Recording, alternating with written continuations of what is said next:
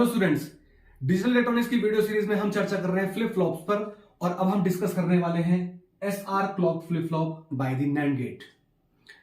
हमने यहां पर इस नैंड गेट के थ्रू इस एसआर फ्लिप फ्लॉप को डिजाइन किया है। आप देख सकते हैं थोड़ा सा टिपिकल स्ट्रक्चर है, बट इसको समझ लेते हैं, उसके बाद हम यहां पर इसकी ट्रुथ टेबल पर डिजाइन करना शुरू करेंगे।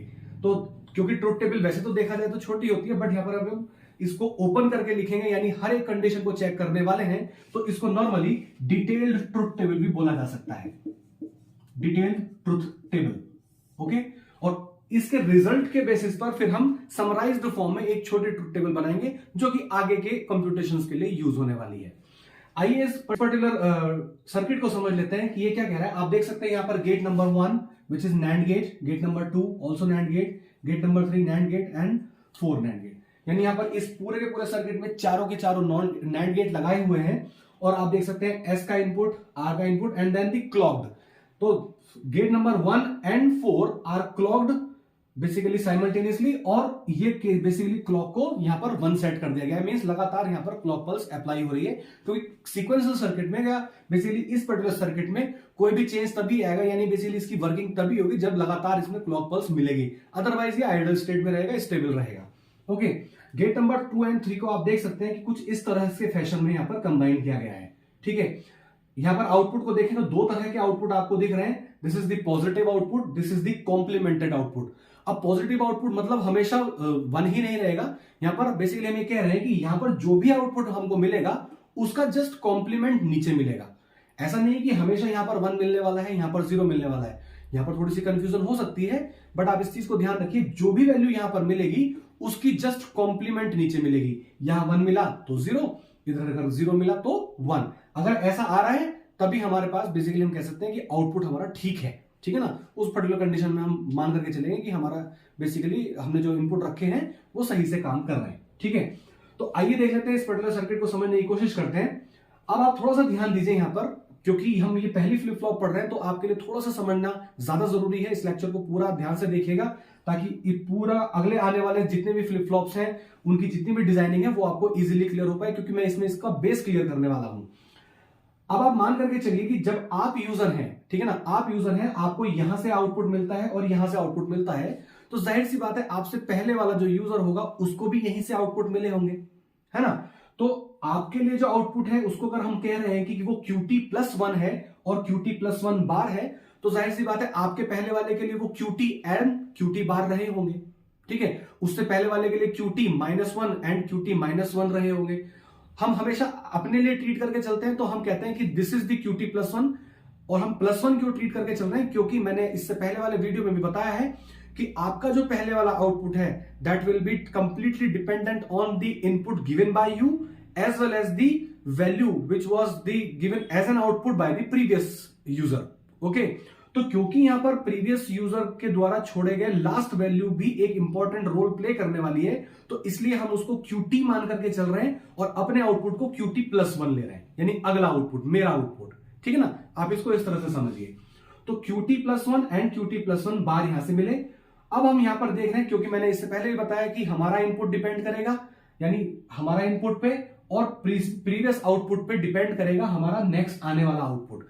तो हमारा जो नेक्स्ट आने वाला आउटपुट है वो S और R में हम अभी क्या दे रहे हैं इस पे, एज वेल एज हमारे पुराने वाले यूजर ने क्या छोड़ा है उस पर डिपेंड करने वाला है।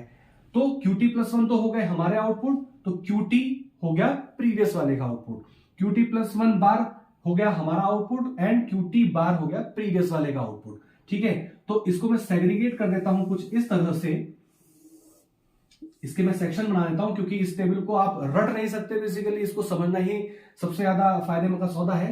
तो अभी क्योंकि मैंने पहले भी बताया था कि जब भी इनपुट देगा यूजर पहला इनपुट देगा तो उसको नहीं पता कि अभी फ्लिप फ्लॉप के अंदर क्या है, ठीक है ना, कौन सी वैल्यू स्टोर है, 0 है या 1 है। ठीक है, तो दोनों कंडीशन लेकर के चलेगा, क्योंकि उसको कुछ भी आउटपुट मिल सकता है। ठीक है, वो अभी जो इनपुट दे रहा है उसको बेसिकली कुछ भी आउटपुट मिल सकता है बेस्ड ऑन दी कंडीशन कि अंदर बेसिकली कौन सा इनपुट है।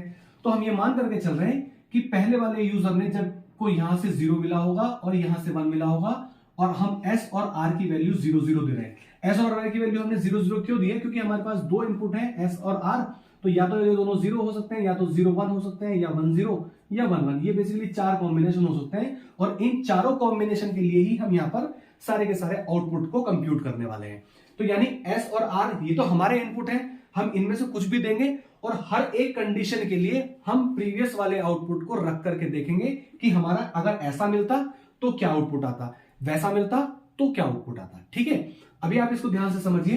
तो पहली कंडीशन क्या हो सकती है कि जब पहले QT में रहा होगा 0, QT बार में मिला होगा 1 क्योंकि ये दूसरे का कॉम्प्लीमेंट है, और अभी यूजर क्या दे रहा है, S में दे रहा है 0, R में दे रहा है 0।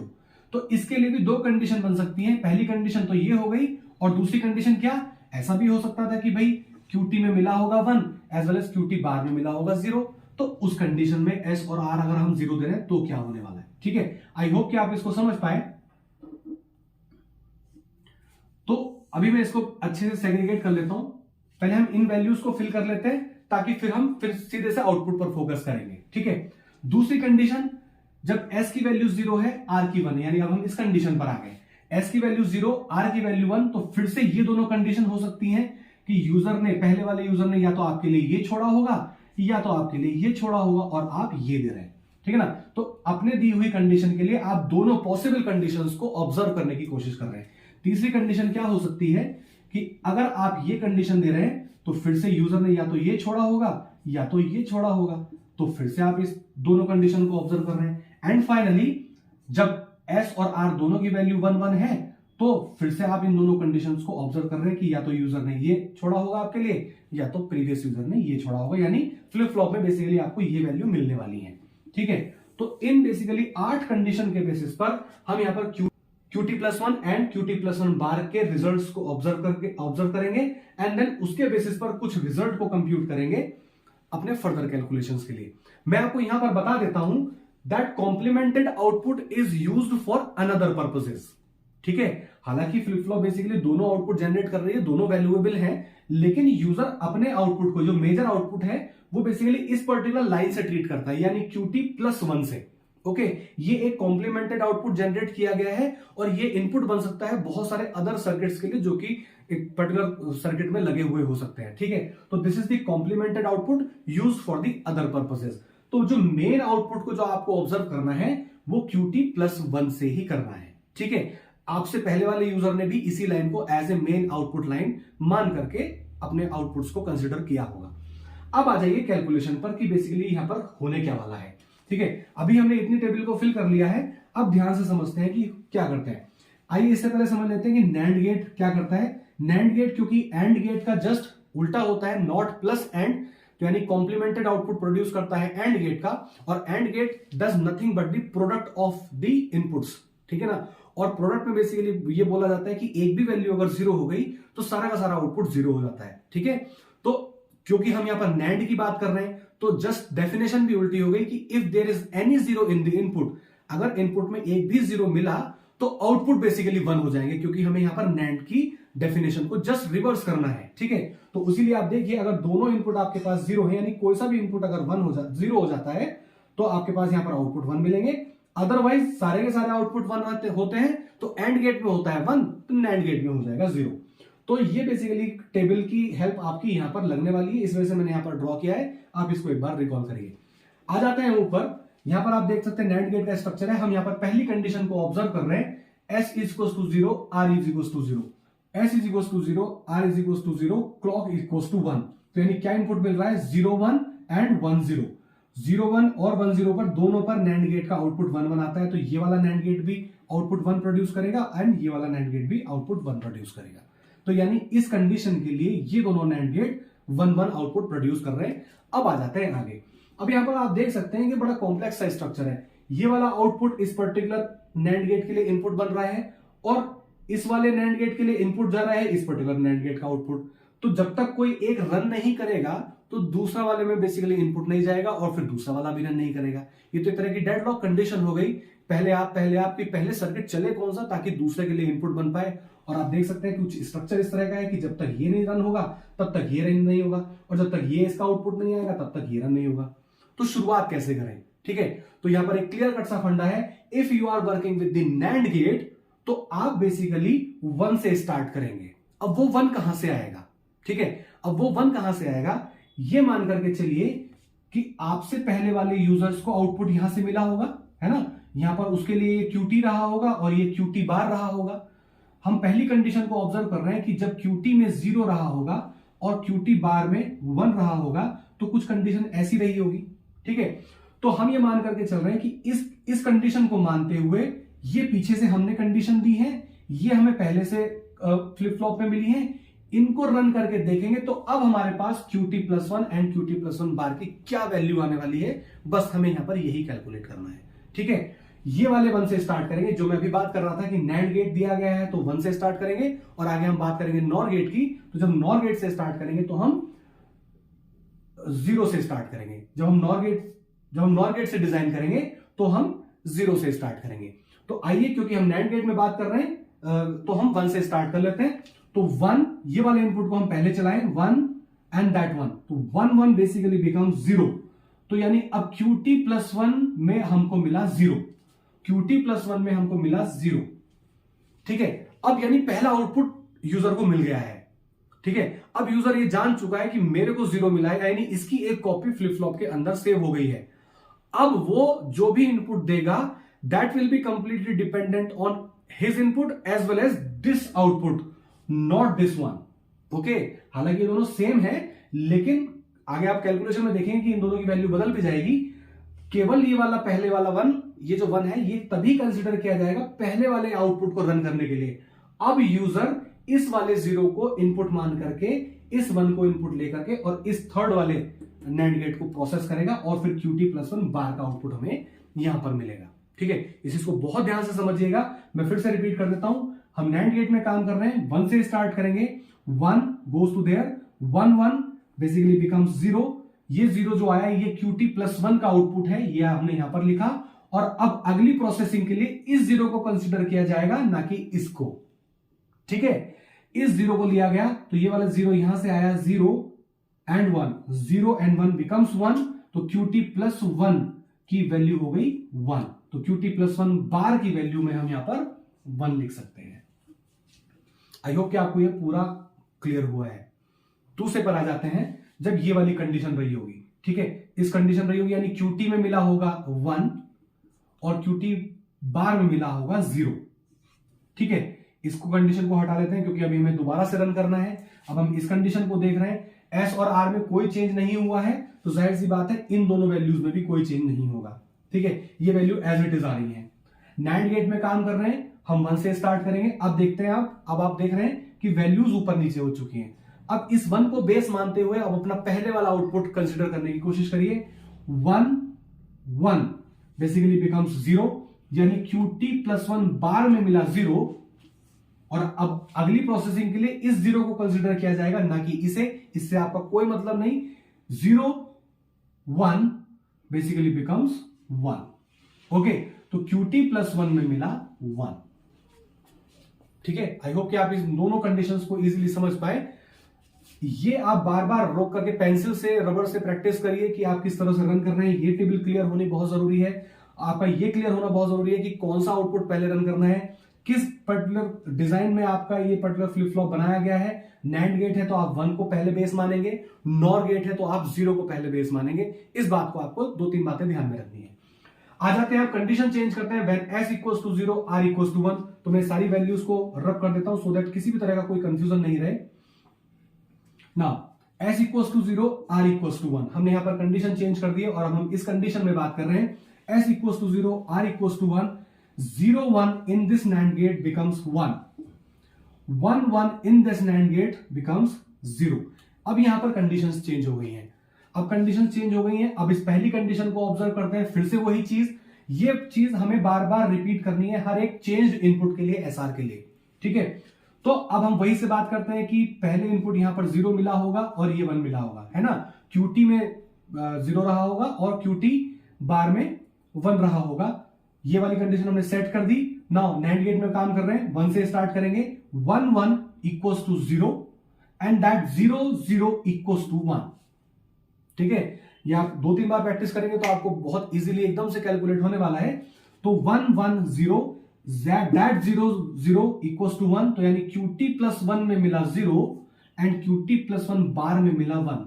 आप यहां पर ये भी चेक करते जाइए हाथों हाथ कि क्या ये एक दूसरे के कॉम्प्लीमेंट आ रहे हैं, क्योंकि हमने पहले भी बात की है इसके बारे में कि ये वैल्यू इसके कॉम्प्लीमेंट आनी चाहिए, है ना। ये दोनों एक दूसरे के कॉम्प्लीमेंट होने चाहिए। तो अभी तक तो देखें, अगर यहां पर 0 है तो यहां पर 1 आ रहा है, यहां पर 1 है तो यहां पर 0 आ रहा है, और अभी भी हमारे पास सब कुछ ठीक ठाक चल रहा है। ठीक है, आगे आ जाते हैं, अपनी कंडीशन को चेंज करते हैं। जब अब कंडीशन बदल देते हैं, ये वाली कंडीशन हटाते हैं। अब QT में अगर 1 मिला होगा और QT बार में अगर 0 मिला होगा तो इस कंडीशन को स्वैप कर देते हैं। अगर यहां 1 मिला होगा और यहां 0 रहा होगा तो क्या रहेगा? क्या SR की कोई कंडीशन चेंज हुई है? नहीं, SR की कंडीशन तो 0 और 1 ही है। जब ये 0 1 है तो इन दोनों पर भी कोई फर्क नहीं पड़ने वाला। आगे आ जाते हैं, नैंड गेट में काम कर रहे हैं, जहां भी 1 होगा उसको बेस मान करके काम स्टार्ट करेंगे। यह वाला 1 को बेस मानेंगे तो ये लाइन इधर जाएगी, देन 1 0, ठीक है ना, 1 0 बिकम्स 1 एंड दैट 1 बिकम्स 0। अब आप देखें यहां पर आउटपुट चेंज हुआ है, ठीक है ना, मैं इसी की बात कर रहा था। यहां पर आउटपुट चेंज हुआ है तो आपको ये नया वाला आउटपुट अपने इस सेकंड गेट को रन करने के लिए एज एन इनपुट ट्रीट करना है, ठीक है। तो इस 1 को बेस मानते हुए 1 1 0, तो QT प्लस 1 में मिला हमको 0 और QT प्लस 1 बार में मिला हमको 1, ठीक है। क्या ये एक दूसरे के कॉम्प्लीमेंट है? हाँ जी, कॉम्प्लीमेंट है, ठीक है। तो यानी हमने ये 4 कंडीशंस देख ली हैं। आगे वाली कंडीशंस को भी देख लेते हैं। अब S और R की वैल्यू बेसिकली बदल गई है। S की वैल्यू हो गई है 1, R की वैल्यू हो गई है 0। तो आइए इस पूरे को फिर से चेंज कर देते हैं। Now S becomes 1, R becomes 0. Now gate number 1 1 1 equals to 0 and that 1 and 0 1 0 becomes 1. Okay? अब अगले यानी इन दोनों कंडीशंस के लिए S और R की वैल्यू हमें ये मिलने वाली है। आइए पहली कंडीशन को ऑब्जर्व कर लेते हैं। जब QT में 0 रहा होगा और QT बार में 1 रहा होगा तो कुछ कंडीशन ऐसी मिली होंगी, ठीक है। नैंड गेट में काम कर रहे हैं, फिर से 1 को बेस मान करके काम स्टार्ट करेंगे। 1 0 basically becomes 1 and that 1 and 1 becomes 0। तो QT प्लस 1 की वैल्यू आ गई है हमारे पास 1 एंड QT प्लस 1 बार की वैल्यू आ गई है 0। क्या ये एक दूसरे के कॉम्प्लीमेंट है? जी हाँ, कॉम्प्लीमेंट है। आगे बढ़िए, ठीक है। अब नेक्स्ट कंडीशन को देखते हैं। जब ये वैल्यू स्वैप हो गई होगी तो पीछे वाली कंडीशंस में तो कोई भी चेंज नहीं हुआ, इन वैल्यूज को बदल देते हैं। यानी जब QT में रहा होगा 1 और QT बार में रहा होगा 0, तो इन दोनों कंडीशन को देखते हैं। नैंड गेट में काम कर रहे हैं, 1 को बेस मानेंगे, 1 की इनपुट पहले लेंगे, 1 1 becomes 0 and that 0 and 0 becomes 1। तो QT प्लस 1 की वैल्यू आ गई है 1, QT प्लस 1 बार की वैल्यू आ गई है 0, ठीक है। ये जो हम सब कुछ कर रहे हैं ये नैंड गेट के बेसिस पर कर रहे हैं, आपको ध्यान होगा, ठीक है ना। तो ये हमारे पास वैल्यू आ गई है निकल करके, ठीक है। लास्ट कंडीशन चेक कर लेते हैं। When S equals to 1, R equals to 1, फिर से इन सब वैल्यूज को हटा देते हैं। दैट्स व्हाई आई सजेस्ट कि आप इसको पेंसिल और रबर से प्रैक्टिस करिए, सो दैट आपके लिए ये फेमिलियर हो इन सबसे काम करना, ठीक है। Now S and R equals to 1 और क्लॉक की वैल्यू तो 1 चल ही रही है। Now 1 1 equals to 0, 1 1 equals to 0, ये सब वैल्यूज मैं कहां से लिख रहा हूं? इस टेबल से, है ना। 1 1 इक्वल्स टू 0। अब अगली दो कंडीशन के लिए ये वैल्यू सेम मिलने वाली है। तो पहली कंडीशन को ऑब्जर्व कर लेते हैं। व्हेन जब QT की वैल्यू 0 रही होगी और QT बार की वैल्यू 1 रही होगी, ठीक है। इसको ऑब्जर्व कर लेते हैं। 1 से स्टार्ट करेंगे, नैंड गेट है, 1 0 basically becomes 1 and 1 0 becomes 1। Oh my God, ये दोनों तो एक दूसरे के कॉम्प्लीमेंट आने चाहिए थे, ठीक है ना, लेकिन ये दोनों तो सेम आ रहे हैं। चेक करते हैं कहीं कुछ गलती तो नहीं कर दी। बट हम अगर देखें, क्योंकि यही इनपुट आ रहा है तो आप इसको ऐसे का ऐसे ही लिखेंगे। मतलब इसको कहा जा सकता है कि ये एक तरह का इनवैलिड इनपुट है। ये एक तरह का इनवैलिड इनपुट है क्योंकि एज पर द डिजाइन ये वैल्यू इसकी कॉम्प्लीमेंट आनी चाहिए थी। These values should be complement to each other, जबकि ऐसा नहीं आ रहा है। दोनों की वैल्यू 1 1 आ रही है और हमारी प्रोसेसिंग बिल्कुल ठीक है, ठीक है। डिजाइन में हम कुछ भी चेंज नहीं कर सकते।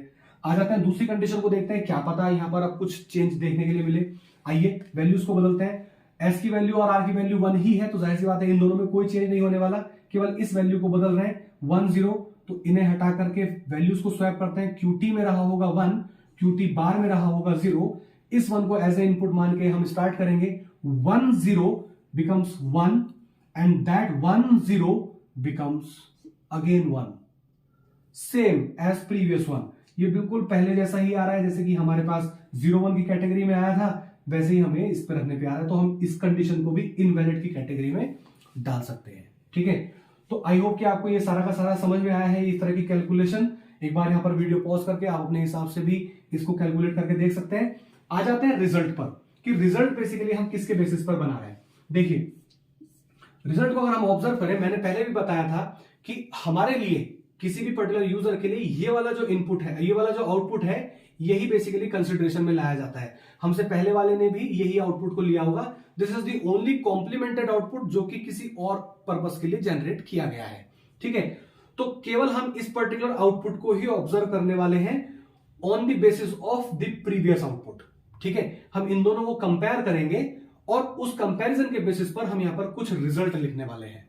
ठीक है, क्या कंपैरिजन देखेंगे, अब आप देखिए Qt+1 की वैल्यू 0 है और 1 है, इसको कंपेयर करेंगे इसके साथ 0 और 1, ये बिल्कुल सेम मिल रही है, 0 0 1 1।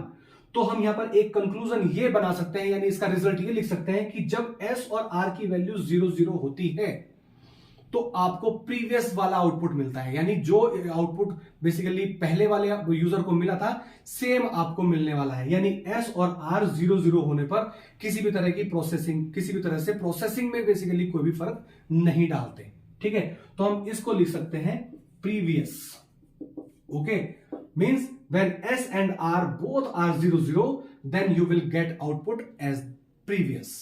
ठीक है, आ जाते हैं नीचे, इसको ऑब्जर्व करते हैं। अब आप देखिए यहां पर इन दोनों कंडीशन में ही आपको आउटपुट मिल रहा है 0, जबकि यहां पर एक वैल्यू थी 0, एक वैल्यू थी 1। तो जाहिर सी बात है 1 का मिला है 0, तो कुछ तो चेंज हुआ है ना, कुछ तो चेंज हुआ ही है।